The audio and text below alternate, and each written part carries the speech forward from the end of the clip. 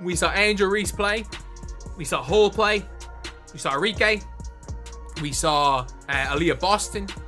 We saw Chelsea Gray. Leah, in an unexpected turn of events, Boston took center stage and led her squad to a resounding victory over Angel Reese in their eagerly anticipated matchup. In a game full of drama, dominance, and redemption, Boston stood up for Caitlinclark by entwining alliances and rivalries. This wasn't simply a game, it was a statement. Just being physical with her. Coach in Scout, Coach just talked about how she's relentless on the boards, and we knew that, and so just putting a body on her, making sure that even if we don't get it, as long as she doesn't get it, it's okay. Just because she just crashed the board so well and is just so focused on that. Aliyah, the atmosphere was electrifying. The stakes were high, and the drama reached new heights when Boston, playing for Vinyl Basketball Club, faced Angel Reese, Rose's star player, in their first ever 3-on-3 match. A hand being placed on Reese's face during a heated moment on the court sent shockwaves through the basketball community. This wasn't just a game, it was a collision of dominance, grit, and personal rivalries that had everyone talking. It wasn't just about teams, it was about individual legacies. Boston and Reese's clash on the 3v3 stage promised pyrotechnics, and the story around them had long been filled with similarities. Seeing Aliyah be able to step out, play away from the basket, garden, do some guarding in space. And I made a tweet. She's going to get even more comfortable doing that. She's going to deepen her bag. We saw All-Star Weekend, bro. Bringing the ball up the court, setting the table so that Cece could get the ball and then get it back to her. And that incredible play does not happen if Aliyah's not comfortable bringing the ball down and operating in space. Boston established the tone early on by dominating the boards and scoring in the post with her physicality. Reese never backs down, and she responded with her signature mid-range jumper and aggressive drives to the basket. As the game went on, it became evident that this wasn't just a contest but a statement, with both players bringing their best to push their teams to the limit with incredible plays. Boston's highlight-worthy block sent the audience into a frenzy as Reese exhausted disputed jumpers with defenders draped over her, but the tension of the game was driven by more than simply their skills. Every possession was punctuated by steely glares and heated confrontations, and as the minutes went by, the rivalry boiled up until the moment that would live in everyone's memory, with Vinyl leading by a narrow margin and tensions at their highest. As Reese tried to cause a rift, Boston found herself matched against her in the paint. Boston moved forward, obstructing her way with a commanding presence. The altercation ended with a symbolic action. When Boston put her hand on Reese's face, it immediately caught the interest of both pundits and player supporters. Fans and experts debated the meaning of Boston's gesture on social media shortly after the game ended, asking whether it was an act of open provocation or a show of respect enmeshed in rivalry. While some applauded Boston's boldness, saying it demonstrated her leadership and unwavering confidence, others saw it as going too far and questioned whether it over the line into sportsmanship. Aliyah Boston, her numbers from last year drastically dropped. I think she's averaging 13 and 8, but she's still in the National Player of the Year conversations. And Aliyah Boston seems like the perfect type of superstar for your college team. Like you were saying before, a player who has the capability to put up 30 and 10, but she can also have really impactful games, scoring 10 and 5, and she's cool with it as long as the W comes out of it. Like that. During their thrilling 3-on-3 encounter, when Boston's aggressive marking stole the show from the first possession, the tension between Aliyah Boston and Angel Reese peaked. Boston made it obvious that her goal was to dominate by closely following Reese and matching her move for move. Her exhibition of physicality and resolve left supporters on the edge of their seats. It wasn't simply defense. Reese, who is renowned for her quickness and ability to score goals, found it difficult to get away from Boston's controlling presence. Boston's uncompromising defense stopped every drive, every turn, and every attempt to break free. In addition to being strategic, the intensity felt personal as Boston gave Reese hard body checks and prevented him from gaining any momentum.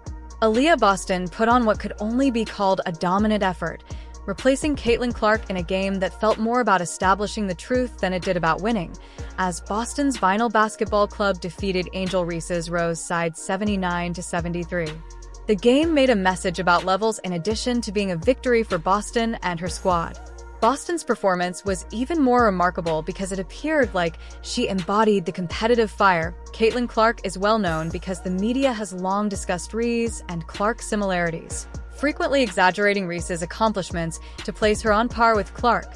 Boston's performance appeared to explicitly address that narrative by highlighting the difference between Reese and athletes like Clark, as well as displaying her own supremacy. Every block, rebound, and physical competition made it very evident that being decent and being great are two different things. Okay, first of all, watching all of these women with people that aren't on their regular WNBA season teams just have a little bit of grit, a little bit of just, pushing, shoving, a gamesmanship, but also completely 100% vibing with their teams is the most magical thing. I am obsessed with that aspect of it alone. And I don't know who else caught it, but that little Jewel Lloyd, Skylar Diggins-Smith moment where you could tell that there was definitely some feeling behind that.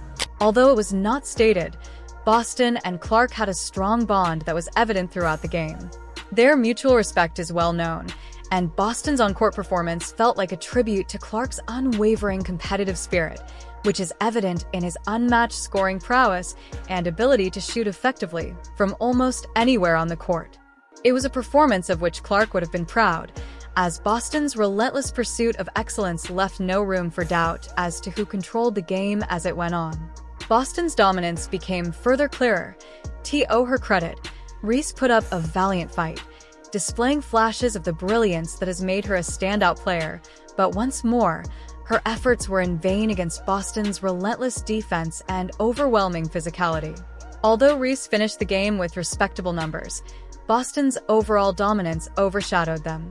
Also run off a few three-point shots as well. It'd be great to see how Rose decides to use her. Reese can stretch the floor.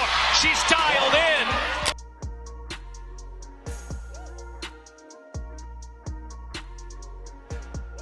Although Vinyl's team effort was evident in the final score of 79-73, Boston was unquestionably the driving force behind the triumph. Her showing, which hushed skeptics and reminded everyone of her status as one of the game's top talents, was a masterclass in control, composure, and competitive fire. However, this event changed narratives and wasn't merely a victory for Vinyl Basketball Club. Boston, like Caitlin Clark, exemplifies this standard every time she takes the court. The sight of Lexi Hull and Angel Reese sharing the court was unquestionably striking, a pairing few could have predicted. Boston demonstrated levels to Reese and her team, making it clear that greatness requires more than hype. It demands consistency, dominance, and a willingness to rise to the occasion. While Reese's blazing intensity and aggressive drives presented an intriguing contrast, Hull, known for her sharp shooting and scrappy play style, brought a calm, calculating presence to the game. Hull's clash against her Indiana Fever teammate Aliyah Boston added to the drama. Although the two had fought frequently together in practice, spectators got a rare look at their competitive dynamic when they faced off in a competitive 3-versus-3 setting. It was an intriguing matchup between two players who are well acquainted with one another's games, but aren't scared to push those boundaries in front of the spotlight.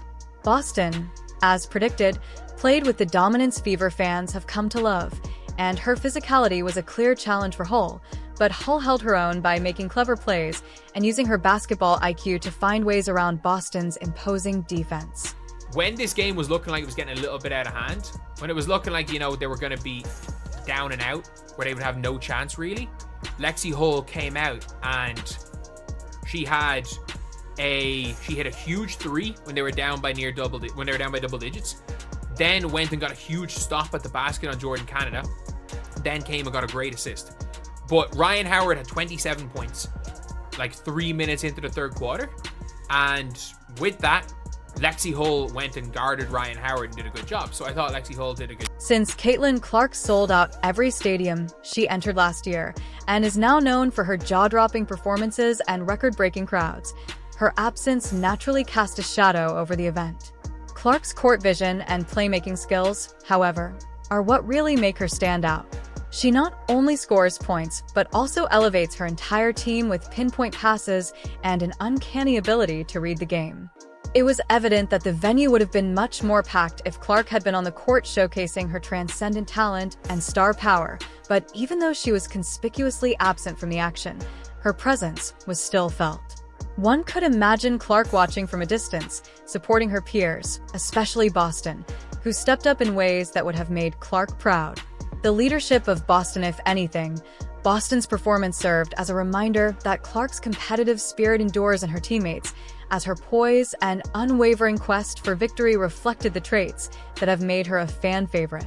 Caitlin Clark set that WNBA record with a 19-assist game, the most assists in WNBA history in a single game. She has now reached 400 points and 200 assists in 26 games. That is the fastest that someone has ever reached those numbers in the WNBA. Sue Bird did it in 33. Caitlin Clark just did it in 26. It is insane when you think about the fact that Caitlin Clark was playing college basketball 3 months ago, and she was already setting these kind of records and has more 20-point games than all of the other rookies combined. The question was, how long would it take for Caitlin Clark to have a dramatic impact in this league?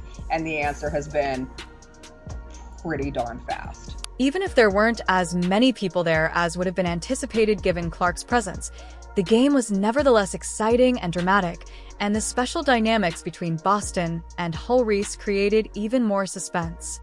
Hull's precision for Clark, whose basketball skills are nothing short of extraordinary, earning her a reputation as one of the most electrifying players in the history of women's basketball. Seeing her teammates step up to the plate must have been a source of pride because of Reese's explosiveness and Boston's unwavering dominance, which combined to create a compelling narrative that captivated those in attendance. Remarkable court vision and unwavering scoring prowess like confidence and poise. Clark has redefined what it means to be a guard in the modern game. She is comfortable putting on a show every time she takes the court and commands attention from both opponents and fans. However, witnessing others carry that torch in her absence speaks to the competitive culture she has helped foster. Whether or not she was physically present, her influence was evident. And we've talked viewership. Now let's talk about regular season viewership, not draft viewership. Regular season viewership, it grew by 20% in 2023. It's grown by 180% now, which means it would take another 5 or 6 years to do what Caitlin Clark has done. So between draft day viewership, which is up 400% to 40%, between ticket sales, which is up 93% to 16%, between regular game viewership, which is up 180% to 20%, what Caitlin Clark has done is grown the WNBA exponentially. She did in 5 weeks what would have taken. Regarding Reese and Boston, their performances demonstrated the range of skill in women's basketball and the exciting rivalries that make every game worth seeing. Clark was probably sleeping, but she was probably keeping a close eye on things because she would have been proud of the heart and tenacity her teammates showed on the court last night. In addition to defeating Angel Reese's squad, Aliyah Boston's outstanding performance demonstrated her devotion to Caitlin Clark and her resolve to set the standard as rivalry gets stronger and alliances fortify. How these stars will influence basketball's future in their upcoming matchup is still up in the air. Please share your thoughts in the space provided for comments below. If you liked the video, please like and subscribe. More videos are now available.